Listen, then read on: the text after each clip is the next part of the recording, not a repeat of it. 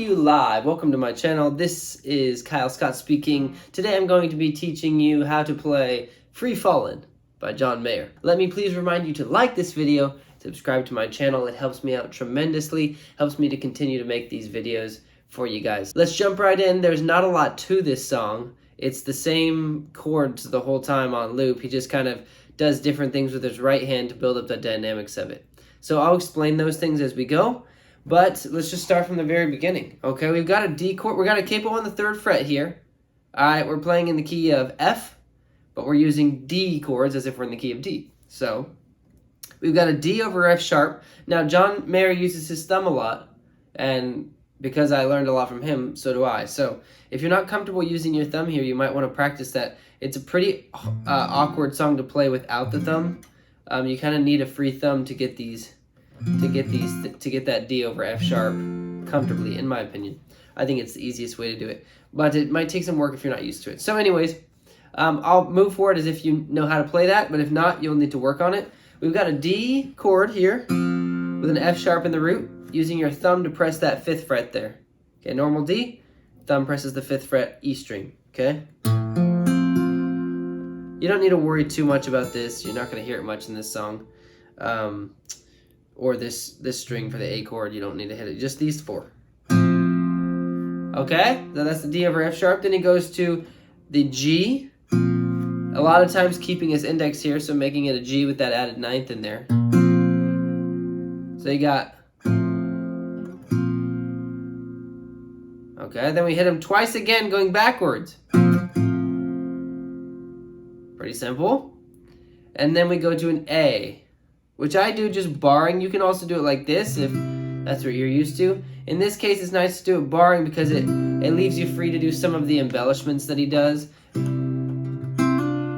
Right? Then you can do these hammer-ons and stuff where you pluck it and then slam your finger on. But you're basically just barring these 3. All right? 2nd fret here. I'm going to say everything relative to the capo. 2nd fret, barring the D, G, and B strings with this. Not worrying about hitting the E string, right? Your fingers are only hitting those 4 strings on this A chord. And now sometimes you'll hammer on that there. I'll hammer it on with my ring a lot. That way I'm already ready to go to the D.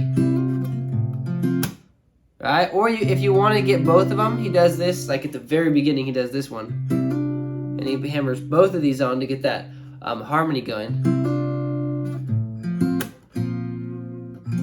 Now, there's lots of little tiny things he does to make the chords sound fresh each time he gets back to them.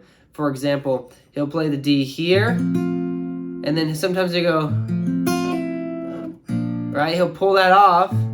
So he's doing a little bar here, and with that on, you go, you just pull this up. And then you go to your G, which in this case, a G chord is just 1 finger, right? Sometimes he adds the 9 on, sometimes he doesn't. Sometimes he'll leave it on, like all that. Just kind of getting used to using them at will on the fly, switching between them. That way, it always sounds a little fresh each time you get back to it. You're not playing the same exact.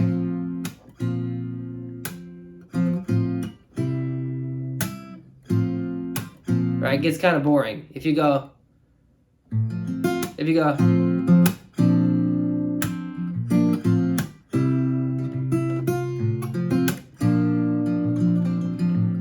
Alright, that's kind of funky there at the end.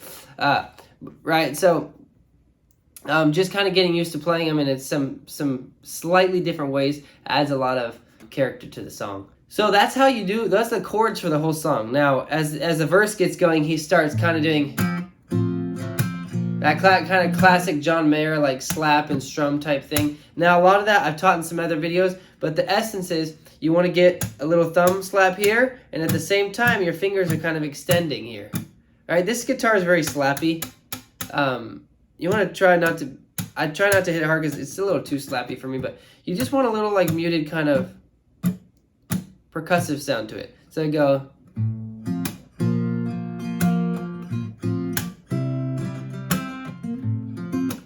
You notice when I land, my fingers kind of extend, that way I get a strum alongside the percussion.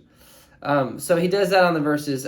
It's like, I wanna glide down over Mulholland, I wanna write a name in the sky. I think I'm singing the wrong verse, but for this part, but the lyrics, this is verse 1 and 2.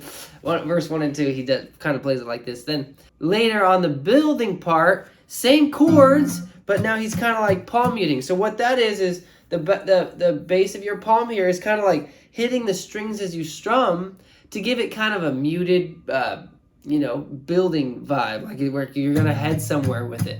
So when I strum, I'm not just strumming open like this. I'm kind of letting my hand, the palm of my hand, brush while I hit.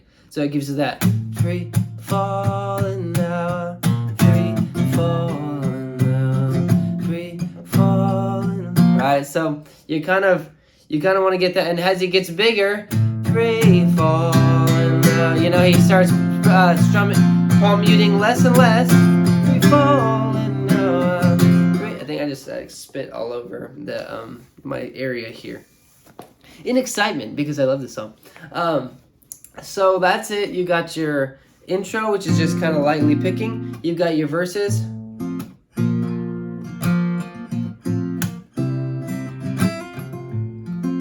And then you've got your free falling. And at the very end of the song, we've got your big and then I'm free.